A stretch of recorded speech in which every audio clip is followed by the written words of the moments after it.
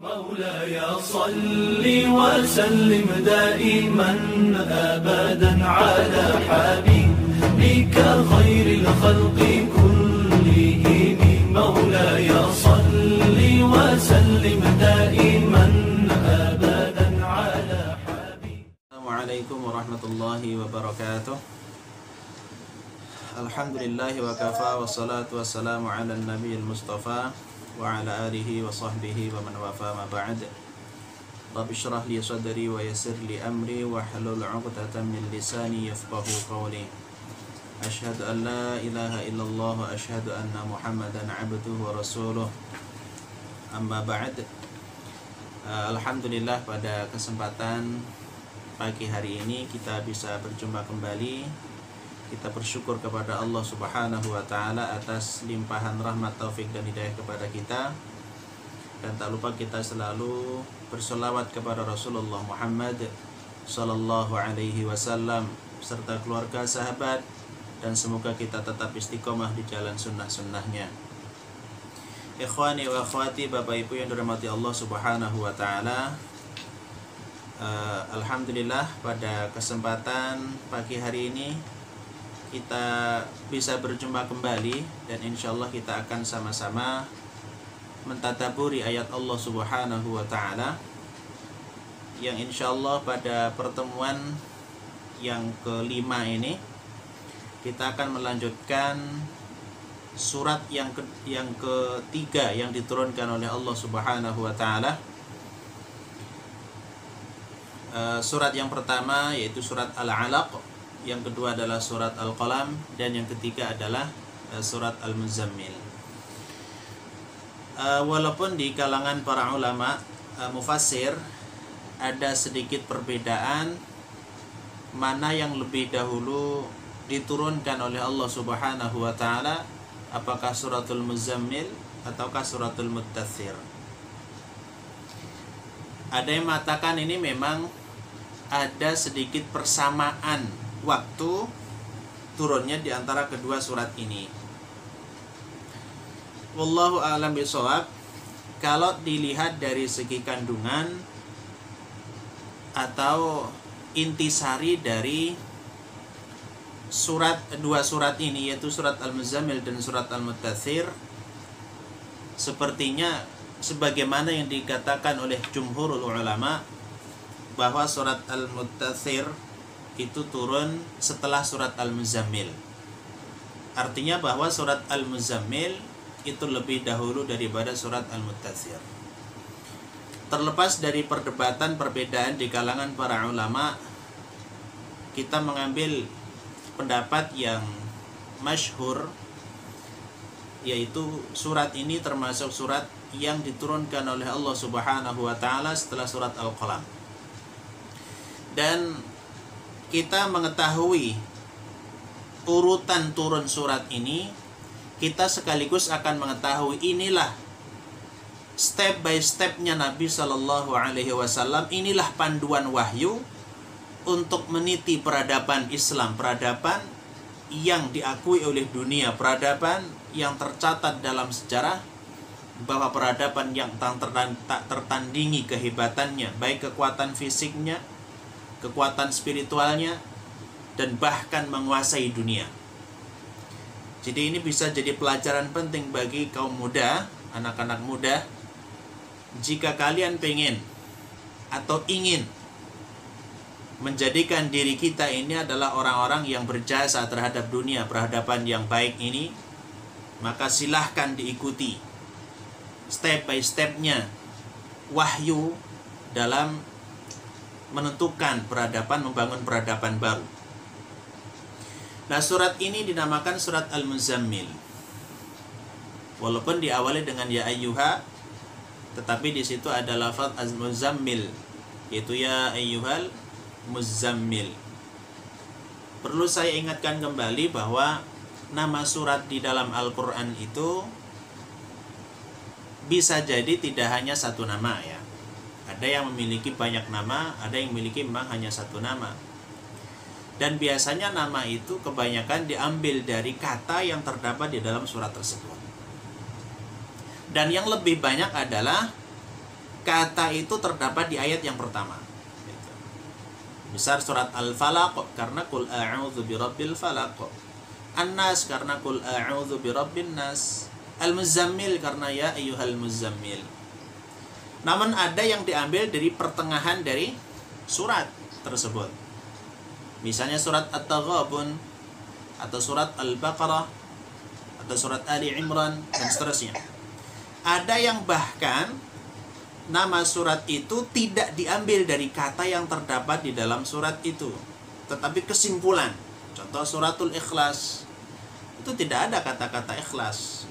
Maka orang yang terbiasa dengan menggunakan nama di ayat kata yang terdapat di ayat pertama terkadang kebingungan. Anak pesantren suruh baca surat Al-Ikhlas bingung dia, Pak.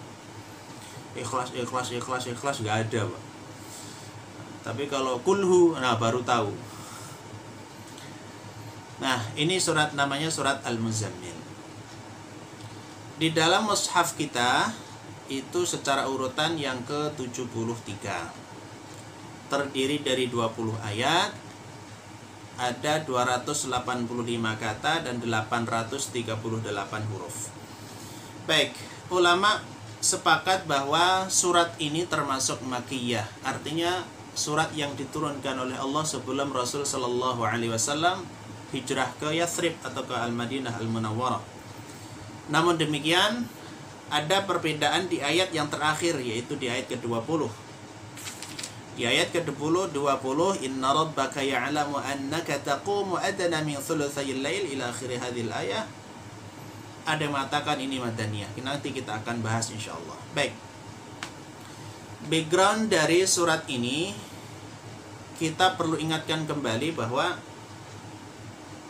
Allah Subhanahu wa taala mengangkat Muhammad sallallahu alaihi wasallam menjadi seorang rasul dan seorang nabi ketika berumur kurang lebih 40 tahun. Ketika umur 40 tahun, inilah awal mula Rasul sallallahu alaihi wasallam menjadi seorang nabi dan rasul. SK-nya langsung dari Allah Subhanahu wa taala. Namun sebelum umur 40 ini, Rasul sallallahu alaihi wasallam sudah sering menyendiri, sering berkhalwat, yaitu di Gua Hira, untuk menenangkan diri yang pertama. Yang kedua adalah merenungkan serta memikirkan umat, terutama adalah kaum Quraisy yang saat itu jahiliyahnya sudah semakin parah. Lalu kepada suatu saat muncullah atau datanglah Jibril alaihissalam yang membawakan wahyu yang pertama, yaitu surat Al-Alaq. Kemudian dari surat Al-Alaq, seperti yang kita sudah jelaskan kemarin, jarak antara surat Al-Alaq dengan surat Al-Qalam, dari surat Al-Qalam ke surat Al-Muzammil dan surat Al-Muddathir ini ada jeda. Nah, jeda ini ada yang mengatakan hingga 1 bulan lamanya, bahkan ada yang mengatakan 1 tahun. Jadi setelah wahyu yang pertama, kedua ini kemudian turun, itu terputus itu wahyu dengan waktu yang cukup lama. Walaupun ada yang mengatakan cukup 3 hari, seminggu, dan seterusnya. Yang jelas adalah terputusnya wahyu.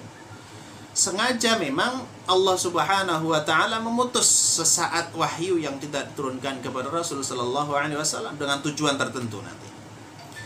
Nah, suatu saat, ini ada dua versi ya. Silakan nanti kita jamakkan dari 2 versi ini. Versi yang pertama, karena terputusnya wahyu inilah Rasul kemudian naik lagi ke Gua Hira. Ketika naik ke Gua Hira, karena gelisahnya itu, ini umat semakin parah, ini wahyu berhenti, saya ngaku jadi nabi kemudian berhenti wahyu dan seterusnya, membuat kalut dan membuat Nabi Shallallahu Alaihi Wasallam tidak tenang fikirnya.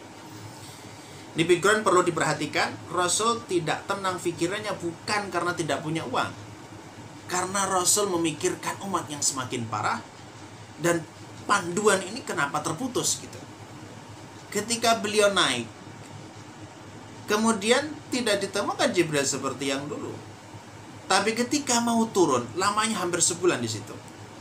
Ketika kita lihat dari yang pertama, beliau kemudian mau turun karena tidak mendapatkan wahyu juga. Ketika mau turun itulah, di situ tidak ada manusia, tidak ada binatang, tapi ada yang manggil Nabi gitu.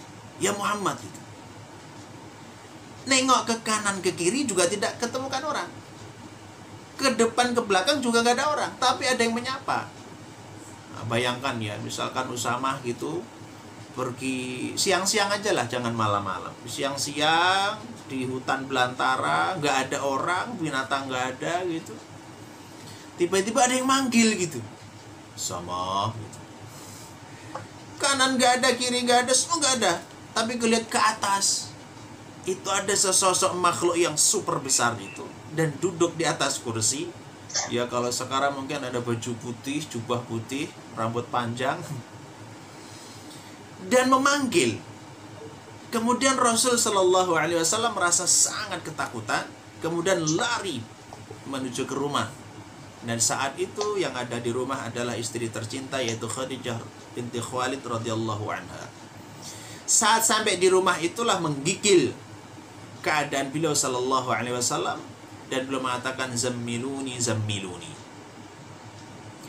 Nah, kata zammiluni ini ketika Rasul berselimut, maka turunlah wahyu, turunlah Jibril alaihissalam membawakan wahyu, yaitu apa?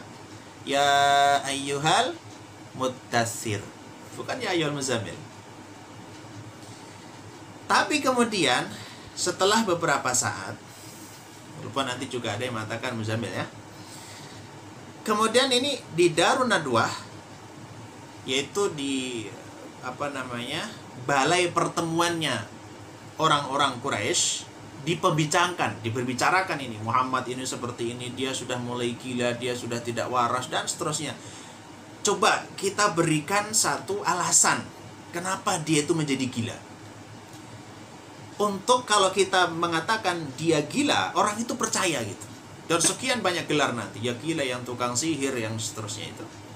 Dan kemudian Rasulullah merasa tidak nyaman di situ. Merasa gelisah, merasa gundah, merasa tidak tenang hatinya. Maka kemudian pulang. Nah, saat pulang itulah kemudian berselimut dan datanglah wahyu ya ayyuhal muzammil. Wallahu a'lam bishawab. Dari dua kisah ini kita bisa memahami keadaan Nabi Shallallahu Alaihi Wasallam itu mengalami ketakutan yang sangat hebat, kesedihan yang sangat luar biasa, kesedihan karena umatnya menyembah berhala. Selain itu juga ketakutan karena ada sesosok makhluk yang dia tidak kenal sebelumnya, dan dia mengucapkan salam atau menyapa tanpa menyentuh tanah, artinya Anda berada di atas gitu. Itu akan membuat ketakutan. Jadi takut secara mentalnya, tapi juga khawatir dan juga takut fisiknya. Kemudian turunlah surat ini. Lihat, ketika Nabi berselimut, kemudian turunlah surat ya ayyuhal muzammil. Dari background tadi nanti akan kita coba pahami kemudian dengan bahasa-bahasa yang ada di dalam ayat-ayat ini. Kita mulai. A'udzubillahi minasyaitonirrajim. Bismillahirrahmanirrahim. Ya ayyuhal muzammil. Kata ya ayyuha itu merupakan panggilan. Nida di dalam bahasa Arab itu banyak versinya. Bisa ayyuha, bisa ayyu, bisa ya, dan seterusnya. Ini gabungan antara ya dan ayyuha. Ini panggilan yang tidak hanya sekali. Ya ayyuhal muzammil. Kata al-muzammil diambil dari kata zamala atau zammala yuzammilu. Isim fa'ilnya itu adalah al-muzammil, atau subjeknya adalah muzammil. Kalau objeknya muzammal. Asli kata zammala memiliki makna berselimut atau berlindung diri dari rasa takut, khawatir di balik sesuatu. Jadi dia mencari tempat yang aman. Intinya adalah zammala itu seperti itu. Maka al-muzammil ini berarti orang yang berselimut karena ketakutan, berselimut karena ada bahaya, Tapi bisa jadi karena ada kekhawatiran sehingga kemudian berselimut. Nah, dari kata al-muzammil ini juga kita di dalam bahasa Arab kita sering mendengar dengan istilah zamil. Zamil itu teman. Teman dalam bahasa Arab itu setidaknya ada beberapa ungkapan, 3-4 ungkapan ya. Bisa dikatakan yang pertama itu sodiq, sodiqun. Bisa juga dikatakan zamilun. Bisa dikatakan rafiqun. Bisa dikatakan sahibun atau sahib. Bisa juga nanti adalah khalil. Jadi 5 tingkatan. Ini tingkatan teman. Jadi teman Anda itu nanti berada di mana? Coba lihat.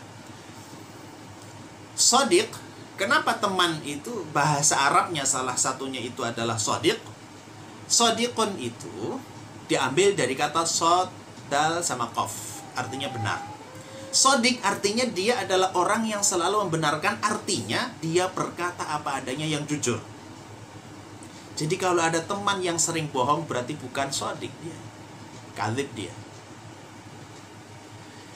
Ada teman yang bisa dijuluki dengan zamil. Nah ini zamil.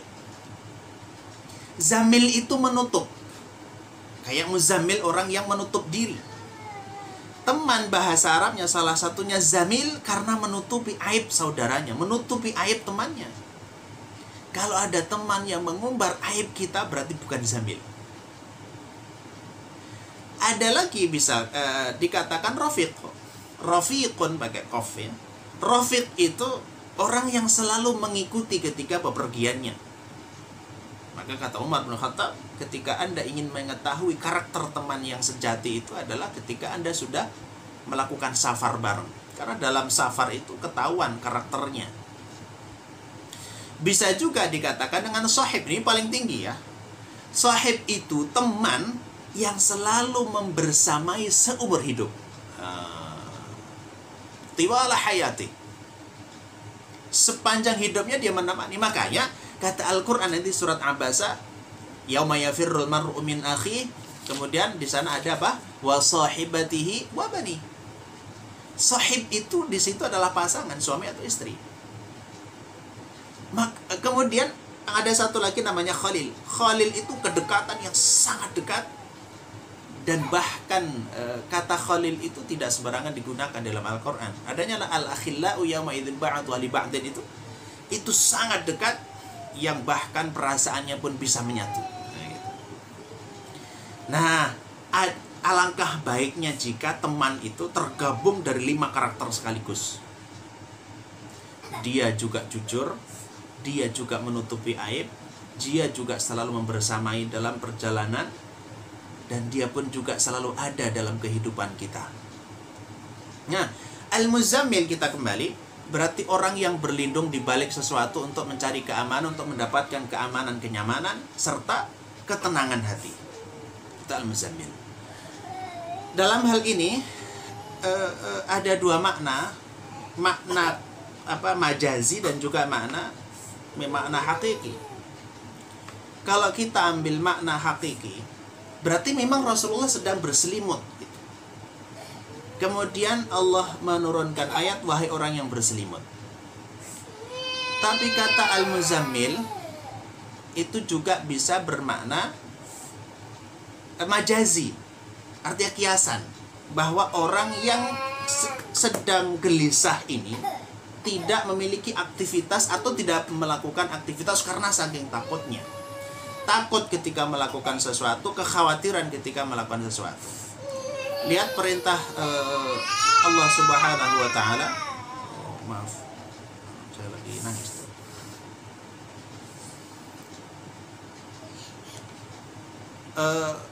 Ketika dipanggil ya ayyuhal muzammil, Rasulullah memang dalam posisi tidak nyaman, ketakutan, dan juga dia memang berselimut karena untuk menghindari dari kegelisahan itu. Nah, kemudian setelah Allah memanggil ya ayyuhal muzammil, kemudian ada perintah, qumil laila illa qalila. Kata kum itu perintah untuk berdiri. Tapi qama yaqumu itu berdirinya itu dengan tegas, tegap, tidak miring, dan tidak dalam keadaan lemah. Kum itu adalah berdiri dengan sempurna. Maka dalam sholat itu perintahnya bukan laksanakan sholat, tetapi aqimus sholah, artinya dirikan dengan tegak, dengan sempurna, baik rukun, syaratnya, dan seterusnya. Nah, ini Allah merintahkan kepada Rasul Sallallahu Alaihi Wasallam. Kita ini kalau membaca ayat-ayat seperti ini, seperti melihat ada orang ngobrol, kita pihak ketiga ya sebagai penontonnya ya. Allah berfirman kepada Rasul Sallallahu Alaihi Wasallam, ya Muhammad, qumil laila illa qalila.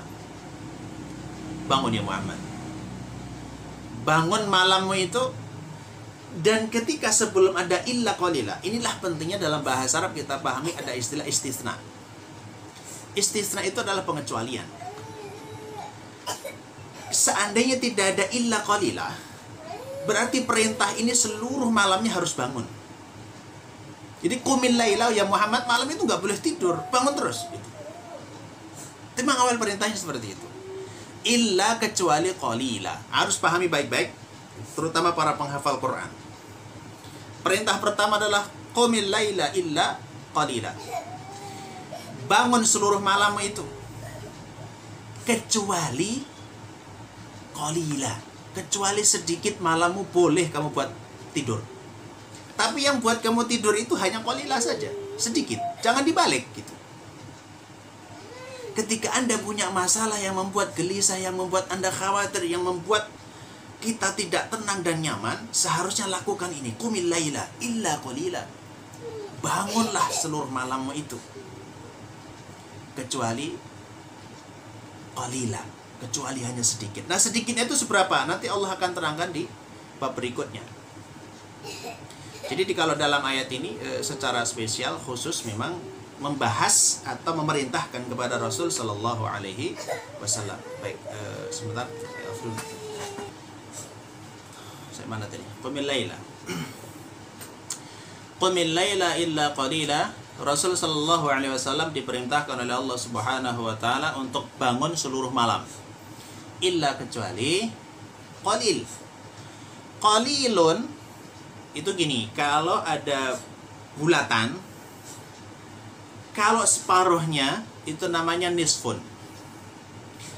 Kalau sebagian namanya ba'dun. Kalau qalilun itu berarti sedikit gitu. Nah, kata sedikit inilah nanti diterangkan oleh Allah di ayat yang ketiga. Nisfahu awin qusminhu qalila au zid alaihi. Oke, tolong diperhatikan ayat ini ya. Sedikitnya tadi itu seberapa gitu. Maksudnya boleh kita ini meringankan dari perintah Allah yang awalnya harus seluruh malam bangun itu, kemudian nisfahu. Sedikitnya itu seberapa? Yaitu separuhnya. Separuh dari malam itu boleh untuk istirahat, separuhnya lagi kemudian untuk beribadah kepada Allah. Ini yang kedua ya. Awin qusminhu qalila. Jadi dari seluruh malam itu separuhnya untuk tidur, separuh untuk ibadah. Itu perintah pertama kali. Kalau tidak bisa, awin qusminhu qalila. Kalau tidak bisa separuh, maka kurangi darinya sedikit.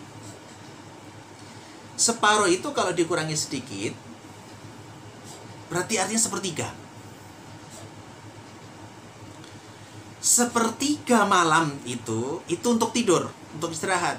Baru sisanya itu adalah untuk istirahat. Jadi awin qusminhu qalila itu adalah dari seluruh malam itu separuh, kemudian kalau separuh nggak bisa baru awin qus, dikurangi lagi. Itu kemurahan Allah Subhanahu wa taala. Tapi ngurangnya jangan banyak-banyak, minhu qalila. Atau zid alaihi. Jadi pusatnya setengah ya. Pilihannya ada 3 nanti. Mau setengah Ataukah setengah dikurangi sedikit, berarti artinya tinggal sepertiga? Ataukah dari setengah itu zid alaihi, ditambah lagi, berarti 2/3. Oke, saya ringkas dulu. Ini kayaknya perlu penjelasan yang rinci ya. Perintah yang pertama untuk bangun malam itu adalah setengahnya. Kalau memang setengah itu tidak bisa bangunnya, maka dikurangi sedikit dari setengah itu. Berarti artinya tinggal 1/3 untuk sholatnya. Auzid alaihi, atau ditambah dari setengah itu, berarti 2/3. Oke, ini kalau saya ambil contoh waktu Indonesia. Ini kalau waktu di luar Indonesia nanti beda lagi mungkin. Itu Rian berada di Libya mungkin beda ya. Malamnya berapa jam? Ya, sekarang jam 12:30. Sekarang jam 1 malam sekarang. Setengah malam. Oke. 1 malam. Katakanlah gini. Kita itu malam memiliki 10 atau ya katakanlah 11 jam lah. Dan kalau kita ambil setengah ya, kalau misalnya 10 jam ya 5 jam, kalau 11 jam berarti ya 5 jam setengah, separohnya. Kalau kita katakanlah diambil setengah, misalkan 6 gitu, berarti 1/2 malam itu ya waktunya ya jam 12. Kalau memang kita kita bagi rata 6 jam gitu ya. Kalau misalnya pertengahan itu jam 12 malam, berarti ya kurang lebih kalau 1/3-nya jam 2 atau jam 3. Pilihannya 3 ya. Bisa separuh malam itu kita gunakan untuk beribadah, separuhnya berarti untuk sholat. Yang kedua adalah 1/3 untuk sholat dan 2/3 untuk tidur, istirahat. Atau kemudian dibalik, 2/3 untuk ibadah, 1/3-nya untuk istirahat. Nah, Nabi itu pilihnya yang ketiga gitu. Auzid alaihi itu. Nabi tidak cukup kalau setengah malam. Sedangkan kita ini milihnya yang paling sedikit gitu. Itu belum cukup. Masih ada perintah yang kedua. Warattilil Qur'ana tartila. Jadi kita melihat kondisi saat Rasulullah SAW baru awal-awal diperintahkan berdakwah, baru awal-awal diangkat menjadi nabi dan rasul. Perintahnya adalah bangun ya Muhammad dari tempat tidurmu itu dan lakukan sholat malam, seluruh malam atau setengah malam, 2/3 malam, atau minimal 1/3 malam. Ini ya, coba seorang da'i dan da'iyat coba ikuti step by stepnya ini, insya Allah akan mulia dan sukses. Jadi di sini ketika kita melihat ayat-ayat ini, nanti luar biasa untuk mempersiapkan diri kita menjadi seorang da'i dan da'iyat. Maka perintah berikutnya warattilil Qur'ana tartila. Menarik. Kalau ayat yang pertama diturunkan oleh Allah Subhanahu wa taala, yaitu surat Al-Alaq, Allah tidak menggunakan warattil, tidak menggunakan utlu, menggunakan iqra. Iqra bismi rabbikal ladzi khalaq. Kita sudah bahas kata iqra. Iqra hanya sekedar membaca, membuktikan bahwa Nabi Shallallahu alaihi wasallam adalah ummi yang tidak bisa membaca dan tulis. Tapi kalau rattil itu bacaan yang sudah berkualitas. Rattil itu membaca tapi dengan kualitas suara, kualitas keluarnya huruf itu dengan sangat sempurna sehingga dapat dipahami perbedaan dari huruf ke huruf. Itu makna yang paling rendah dari kata rattil. Makna rattil yang kedua adalah tadabbur ketika membaca Al-Quran, sehingga diikutilah ayat demi ayat, kata demi kata, sehingga membekas dalam dirinya. Itu kata rattil. Oke, kita nanti gabungkan dari dua makna ini. Berarti dari makna rattil adalah baca tidak hanya sekedar membaca, tapi membaca dengan kaidah yang benar. Yang kedua, diiringi dengan tadabbur. Kalau orang belajar tahsin tilawah, kemudian mentadabburi ayat Al-Quran, tidak bisa buru-buru mengucapkan lafaz-lafaznya, pasti akan pelan. Nah, ayat ini menjadi dalil bahwa kita saat membaca Al-Quran itu tidak boleh terlalu cepat-cepat atau terburu-buru. Maka salah satu tempo dalam membaca, selain di situ ada tahqiq yang sangat pelan, biasanya untuk belajar, kemudian di bawahnya ada tadwir agak lebih cepat, dan ada hadr yang paling cepat. Tapi intinya nanti ketika Al-Quran diturunkan oleh Allah Subhanahu wa Ta'ala, Rasul membacanya dengan pelan, yaitu dengan tartil. Jelas hurufnya, jelas harokatnya, jelas perbedaan setiap hurufnya, dan penuh dengan tadabbur. Ini kalau saya terjemahkan agak sedikit berbeda dengan terjemahan Depak ya. Kalau terjemahan Depak itu kan waratilil Qur'ana tartila, artinya dan bacalah Al-Qur'an itu dengan perlahan-lahan. Seolah-olah pemahaman kita dibawa gini, semakin lambat kita membaca semakin baik. Bukan itu juga maksudnya. Ini perlu kita jelaskan. Nanti kalau dipahami secara makna literal sebagaimana terjemah, saya khawatir biasanya orang bisa khatam 1 bulan kemudian dilambat-lambatin sampai setahun gak khatam-khatam. Dalilnya jelas Ustadz, rotilil Qur'ana tartila, jadi wajar kalau saya gak khatam-khatam. Bukan itu. Makna rotil adalah bacanya jelas dan penuh tadabbur tadi. Kalau terjemahan saya waratilil Qur'ana tartila, dan bacalah Al-Qur'an dengan tartil yang optimal. Karena makna tartil mengandung kejelasan setiap hurufnya dan kemudian adanya tadabbur dalam bacaannya. Maka ada di dalam ilmu tajwid itu tujuan kita mempelajari ilmu tajwid dan tujuan kita belajar tahsinu tilawah adalah tartilul qiraah. Tujuan utamanya agar bacaan kita itu tartil. Ingat, Al-Quran bukan bacaan biasa, Al-Quran bukan huruf-huruf biasa, maka cara membacanya pun juga tidak boleh biasa.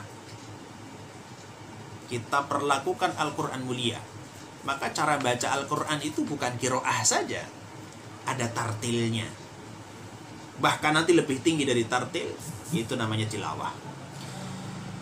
Baik, jadi setelah menghidupkan malam dengan sholat, dengan qiyam, dan ketika turun ayat ini, Rasul pun juga langsung diperintahkan untuk membaca Al-Quran. Sehingga sunnah malam itu, selain qiyam al-lail, selain menghidupkan malam dengan sholat, juga harus ada Al-Qurannya. Antara Al-Quran dengan qiyamul lail itu tidak bisa terpisahkan. Siapa yang menjadi ahlul Quran tetapi malamnya tidak pernah bangun, itu ada permasalahan di situ. Berarti belum menjadi ahlul Quran. Orang yang menjadi ahlul Quran malamnya selalu hidup, dihidupkan dengan lantunan-lantunan ayat suci Al-Quran di dalam sholatnya. Jadi menggabungkan dua kemuliaan, kemuliaan sholat dan kemuliaan Al-Quran. Jadi perintah ini sangat penting bagi setiap muslim. Nah, kita lihat backgroundnya tadi, Rasulullah punya masalah berat, baik masalah yang nanti berindikasi kepada jasadnya menjadi ketakutan, menggigil, dan juga secara mentalnya, psikologinya. Ketika kita mengalami hal yang demikian pula, berarti ini juga sama, resepnya pun sama. Ini resep ilahi, ini resep Qur'ani gitu. Sehingga juga harus bangun malam, kemudian bacalah Al-Quran itu dengan tartil. Jadi perintah tartil itu tidak hanya sekedar kita baca, tetapi juga harus ditadabburi dan jelas setiap huruf-huruf yang keluar dari lisan kita. Nah, gini. ketika turun ayat ini belum ada perintah sholat 5 waktu ya. Ini harus dipahami betul. Saya masuk ke fikih sekarang. Ketika turun ayat 1 sampai 4 ini, belum ada sholat wajib yang 5 itu. Karena sholat wajib yang 5 itu adalah nanti akan kita ketemukan ketika Rasul Sallallahu Alaihi Wasallam di Isra dan Mi'rajkan oleh Allah Subhanahu Wa Taala, yaitu di tahun ke-10 kenabian. Ini baru jadi nabi ya, tahun-tahun pertama, kedua. Karena belum ada sholat wajib, tapi Rasulullah selalu sholat, yaitu sholatnya dibagi dan petang hari, 2 rakaat. Dan ini menjadi wajib. Lihat, perhatikan baik-baik. Ayat 1 sampai ayat 4 ini adalah dalil bahwa sholat qiyamul lail, sholat tahajud atau sholat malam itu hukumnya wajib. Dan dulu wajibnya setengah malam. Kalau tidak bisa setengah malam, maka boleh sepertiganya. Kalau mau ditambah dari setengah malam menjadi 2/3 malam, silahkan dipilih dari di antara 3 itu. Jadi pilihannya tidak ada yang 1 jam. Nah ini dia. Pilihannya nggak ada yang 1 jam. Sepertiga malam berarti kalau malam kita itu 6 jam, sepertiganya kurang lebih berarti 2 jam. Kalau 1 jam berarti kurang. Kalau kita ambil setengah, berarti 3 jam. Kalau 2/3 malam berarti 4 jam. Bayangkan saat itu, ini dikisahkan oleh para sahabat-sahabat senior. Dulu kami ini sholat malam itu hukumnya wajib. Bayangkan, malam itu wajib. Dan harus tahu kapan pertengahan malam, kapan sepertiga malam, kapan 2/3 malam. Saya kok nggak kebayang gitu ya. Kalau sekarang ada jam, gampang. Jam sekian berarti 2/3 malam. Itu gampang gitu. Bayangkan saat itu tidak ada jam, tidak ada alarm. Sehingga nanti banyak sahabat radhiyallahu anhum yang sangat kesulitan menentukan kapan setengah malam ini. Sehingga para sahabat saat itu tidak tidur semalaman karena nungguin ini kapan setengah malamnya kapan, kemudian dia sholat. Dan sholatnya tidak boleh hanya sebentar. Itu tadi harus bangun malam setengah malam atau minimal 1/3 gitu. Maka ini banyak orang yang kemudian tidak memahami kondisi. Kemudian dia katakan, Ustadz enak ya kalau jadi sahabat Nabi. Lihat. Enak ya kalau jadi sahabat Nabi biar bisa melihat bersama Rasul. Gak gampang menjadi sahabat Nabi. Bayangkan, sholat malam wajib. Ayo, gimana? Kita yang disunahin aja kayak gini. Yang diwajibi 5 kali aja udah seperti ini keadaan kita gitu. Makanya kaki para sahabat, apalagi Rasul Sallallahu Alaihi Wasallam yang memilih 2/3 malam ini sampai bengkak-bengkak itu kakinya. Dan yang disunnahkan qiyamul lail adalah diperpanjang qiyamnya. Namanya juga qiyam itu berdiri gitu loh. Baik, saya cuplik satu hadis bagaimana Rasul Sallallahu Alaihi Wasallam melaksanakan sholat qiyam ini. Salah satu yang diriwayatkan diceritakan oleh Hudzaifah al-Yaman dan juga sahabat yang lain, Abdullah bin Mas'ud misalnya. Beliau pernah mengikuti sholatnya Rasul Sallallahu Alaihi Wasallam di belakang beliau, sholat malam. Lihat kisahnya.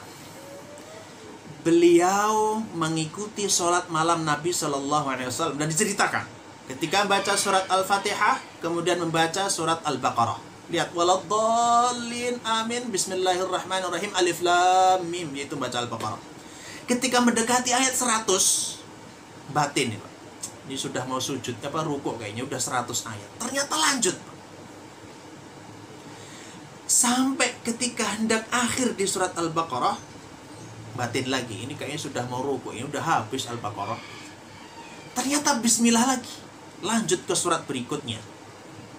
Dalam hadis itu diriwayatkan surat An-Nisa, kemudian setelah surat An-Nisa selesai baru disambung ke surat Ali Imran. Kalau kita berarti ya surat Al-Baqarah, surat Ali Imran dan surat An-Nisa. Bayangkan 1 rakaat 5 juz lebih. Itu baru 1 rakaat. Dan Nabi membacanya sangat pelan, tartil. Kalau ada Ayat tentang tasbih, tasbih dulu, kalau ada sujud dulu, kalau ada doa, doa dulu, dan seterusnya. Kebayang ya? 1 rakaat 5 juz. Jadi kalau pengen nyunnah, yang mengaku nyunnah ini, coba lakukan. Tidak perlu 5 juz. 1 rakaat surat Al-Baqarah saja. Itu hanya 2 juz setengah. Gak nyampe malah. 1 rakaat ya, bukan 8 rakaat. Kalau 8 rakaat satu surat Al-Baqarah itu biasa. Tapi kalau ini 1 rakaat, kita 1 rakaat 1 juz saja belum pernah kadang. Kemudian sahabat tadi mengatakan, kemudian barulah ketika sudah selesai surat An-Nisa itu, kemudian beliau rukuk. Dan lamanya rukuk beliau hampir sama ketika lamanya berdiri tadi. Kemudian sujud pun lama sebagaimana lamanya ketika berdiri dan seterusnya. Inilah sholat Nabi dan inilah sunnah gitu. Kita kesana kemari mencari sunnah. Ini sunnah yang real. Justru dulunya wajib. Gitu. Jadi sholat qiyamul lail saat itu adalah hukumnya wajib. Dalilnya adalah qumil laila illa qalila, nisfahu aw yunqus minhu qalila aw zid alaihi. Silahkan dari setengah itu dikurangi, dari setengah ditambah menjadi 2/3. Dan warattilil Qur'ana tartila, dan bacalah Al-Quran dengan tartil yang optimal. Jadi dulunya wajib. Kemudian setelah Allah memerintahkan warattilil Qur'ana tartila, yang Allah perintahkan adalah rattil ini, baca ya Muhammad Al-Quran ini dengan penuh pemahaman, penuh pendalaman, penuh penghayatan, serta pelafatan yang sangat fasih itu. Dan termasuk amalan malam yang sangat super dianjurkan adalah Al-Quranul Karim. Bacalah Al-Quran walaupun sesaat. Bacalah Al-Quran di dalam sholat.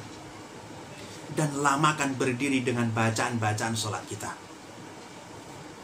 Jadi dari sinilah kemudian kita ada motivasi agar kita menambah hafalan kita. Dengan hafalan yang banyak, maka kita bisa memperlama panjangnya sholat, terutama adalah berdiri sholat qiyamul lail. Tapi kalau nggak ada hafalan, hanya trikul, ya gimana? Trikul diulang lagi, muter lagi, trikul lagi. Ya, nanti lama-lama bosan. Gitu. Tapi kalau nanti misalkan rakaat pertama Al-Baqarah, rakaat kedua Ali Imran, rakaat ketiga baru Al-Falaq gitu kan. Nah, perintah mempelajari Al-Quran ini juga menjadi sebuah kewajiban, karena juga perintah warattilil Qur'ana tartila. Dan sekali lagi, cara belajar Al-Quran sampai tingkatan warattilil Qur'ana tartila hanya satu metode yang disahkan oleh wahyu, yaitu metode talaqi. Talaqi itu artinya belajar langsung dengan guru, dan kemudian kalau salah langsung dibenarkan. Itu namanya talaqi ya. Jadi belajar Al-Quran tidak boleh otodidak, tidak boleh sendirian, tidak boleh hanya mengandalkan aplikasi ini dan itu. Kecuali aplikasi yang bisa langsung berguru kepada orang ketika salah kemudian langsung dibenarkan. Itu namanya talaqi. Jadi talaqi belajar dengan seorang guru secara langsung. Kemudian ini menarik, tujuan kenapa Allah memerintahkan bangun malam. Kemudian setelah bangun malam, kemudian membaca Al-Quran. Ini kalau kita lihat konteks surat ini, untuk menguatkan hati Nabi, untuk memberikan motivasi kepada Nabi untuk menjalankan dakwah, misi dakwah yang hebat ini. Dan perintah tadi, mulai dari qumil laila illa qalila nisfahu aw inqus minhu qalila aw zid alaihi warattilil Qur'ana tartila. Ketika sesudah turun ayat ini, maka Rasulullah sallallahu alaihi wasallam mengatakan kepada istri tercinta yaitu Khadijah radhiyallahu anha, "Ya Khadijah, mulai hari ini sudah tidak ada tidur lagi untukku." Jadi setelah turun ayat ini, Nabi seolah-olah sudah tidak punya kesempatan untuk banyak istirahat. Dan lihat, ini profesi Nabi itu, Masya Allah, tidak bisa kebayang untuk kita. Dia menjadi seorang Nabi, dan bukti kenabian hanya ayat Al-Quran dan mujizat-mujizat yang lain tentunya. Dan Nabi itu non-stop, tidak ada tanggal merah, tidak ada cuti, tidak ada pensiun. Dan nanti akan kita lihat ayat-ayat berikutnya ya. Kalau seusia orang Indonesia itu pensiun, Nabi itu justru mengawali peperangan. Karena Nabi itu kan diangkat jadi Nabi umur 40. Nah, kemudian di Mekah 13 tahun, berarti umurnya 53 itu hijrah dari Mekah ke Madinah yang jaraknya kurang lebih 500 km.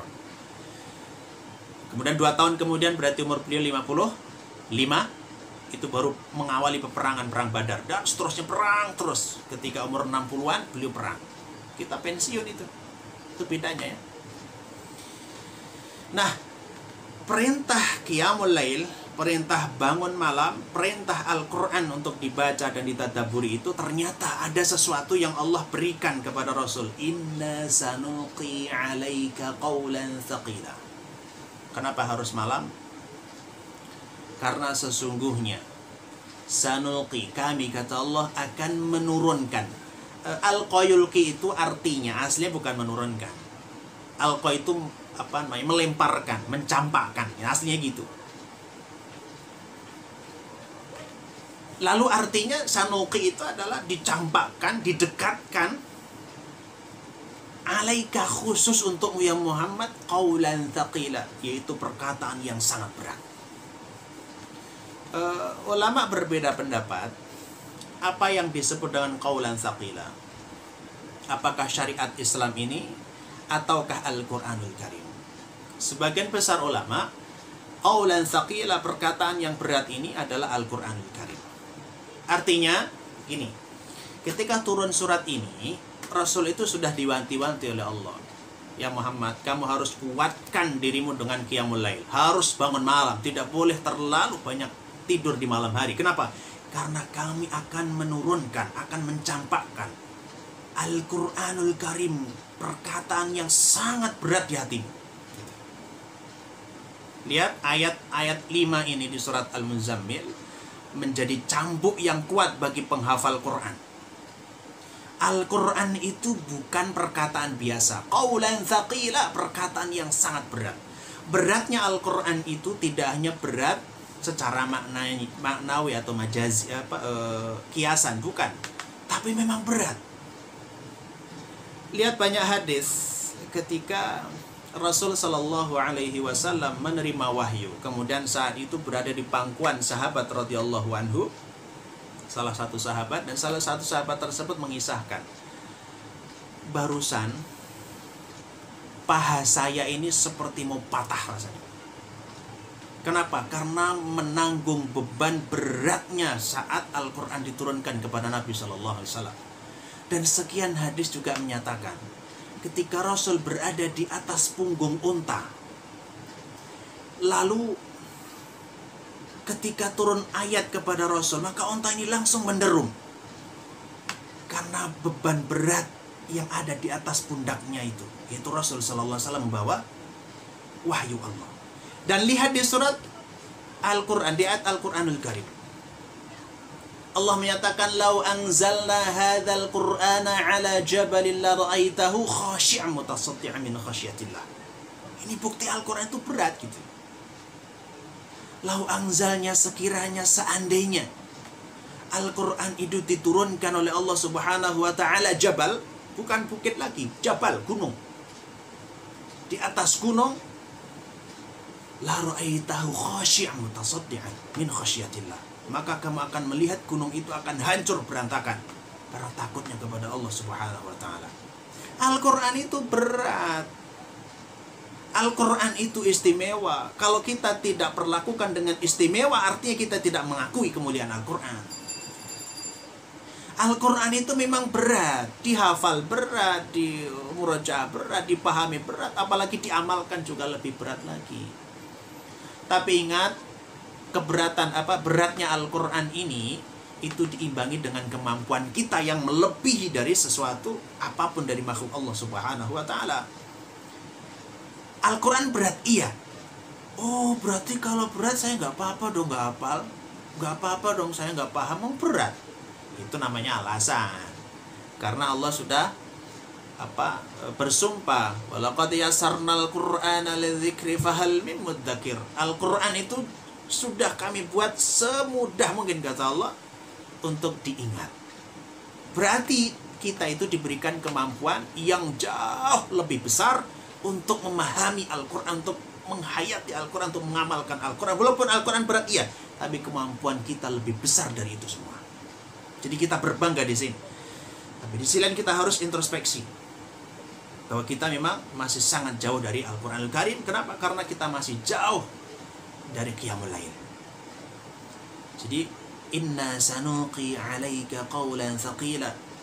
Al-Quran itu memang sangat berat. Memang kesucian Al-Quran tidak bisa tertandingi dengan apapun. Maka biar kita ringan, biar kita mudah, dimudahkan oleh Allah Subhanahu wa ta'ala untuk mempelajari Al-Quran, ikutilah langkah-langkah ini, yaitu bangun malam. Kemudian Allah katakan alasan kenapa harus malam. Yang menarik, ayat ini dirinci dari pernyataan sampai alasan sampai tujuannya itu apa.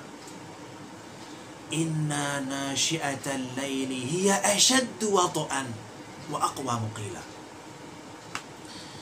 Kenapa harus malam? Kenapa kalau tadabbur itu harus malam? Kenapa kalau sholat itu disunahkan yang diutamakan itu malam dan seterusnya? Sesungguhnya nasyi'atal laili, sesungguhnya nasyi'ah itu menunjukkan permulaan terjadi atau kebangkitan, atau untuk menunjukkan sedikit demi sedikit bagian waktu dari malam itu. Nasyi'ah al-lail, jadi sebetulnya tahapan malam semakin gelap terus menerus itu. Sesungguhnya gelapnya malam yang berangsur-angsur itu ya asyaddu wata'an. Wat'un itu artinya menyesuaikan atau sesuai. Asyaddu wata'an berarti sangat relevan, sangat sesuai dan sangat tepat. Allah sudah katakan ini, sesungguhnya waktu malam itu atau bangun malam itu asyaddu wata'an, itu sangat tepat dan sangat cocok. Untuk apa wata'an itu? Yaitu untuk kekhusyuan dalam sholat kita. Wa aqwamu qila. Aqwam itu tadi satu akar kata dengan koma, yaitu tegas, tegap dan sempurna. Aqwamu qila, qila itu perkataan. Artinya berarti apa? Ketika kita malam hari bangun, kemudian kita baca Al-Quran, maka bacaan kita akan lebih jelas karena tidak ada kebisingan-kebisingan di luar. Dari hati kita bisa tumakninah, bisa tenang. Dalam bacaan kita bisa jelas. Dalam pikiran juga kita bisa fresh dan seterusnya. Dibandingkan dengan bacaan-bacaan ketika di siang hari yang banyak kebisingan, banyak kesibukan masalah urusan duniawi. Kemudian tidak setenang dan tidak setumakninah ketika di malam hari. Menarik memang ketika syariat ini membagi waktu itu ada siang, ada malam. Dan Allah sudah bagi nanti malam untuk apa, siang untuk apa. Maka dari sini sebaiknya malam itu dibagi, Pak. Ada malam khusus untuk istirahat, tapi juga harus ada untuk qiyam, untuk beribadah kepada Allah Subhanahu wa ta'ala. Maka dari sini nanti carilah kemuliaan itu di malam hari dengan menghidupkannya dengan amalan-amalan yang baik. Menarik, kenapa harus qiyam gitu? Dan bahkan dikatakan qiyamul lail itu adalah bentuk amalan spesial seorang hamba yang diakui sebagai hamba yang sangat dekat dengan Allah. Kalau sebagai bukti orang yang benar-benar beriman kepada Allah, itulah dengan qiyamul lail, bukan dengan sedekah dan yang lain kan? Kenapa kalau bukan sedekah atau memberikan bantuan dan seterusnya? Itu kan bukan perbuatan baik. Tapi orang yang tidak mukmin pun juga bisa membantu dalam sosial maksud saya. Tapi tidak mampu mereka ini melakukan sholat di malam hari. Gini maksudnya. Orang boleh membantu orang lain baik secara fisik, tenaga, waktu dan seterusnya itu. Boleh. Dan itu nggak harus muslim kan?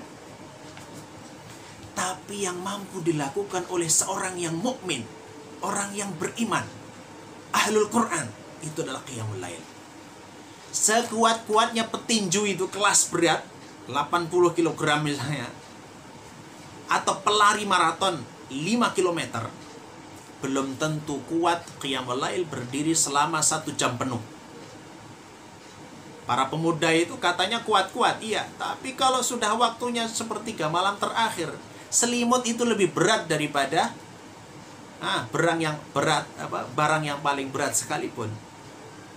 Jadi qiyamul lail adalah barometer keimanan seseorang. Lihat, raba sendiri, introspeksi sendiri. Kalau malam itu masih berat bangun, berarti ada masalah dengan diri kita.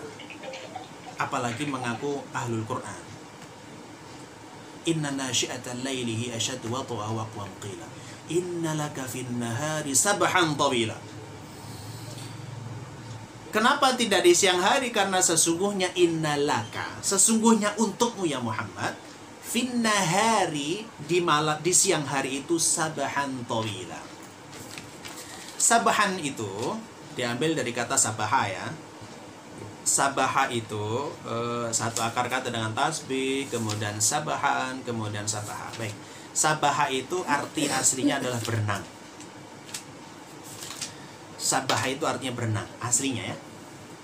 Lalu kenapa di sini menjadi aktivitas? Gini, saya terangkan asal katanya dulu. Sabaha yasbahu itu berenang. Orang itu kalau berenang, posisinya dia berada di atas, artinya di atas air, bukan di atasnya, tapi nempel air tapi bagian atas, nah gitu. Berusaha selalu di atas, karena kalau di bawah namanya tenggelam, ngusep itu.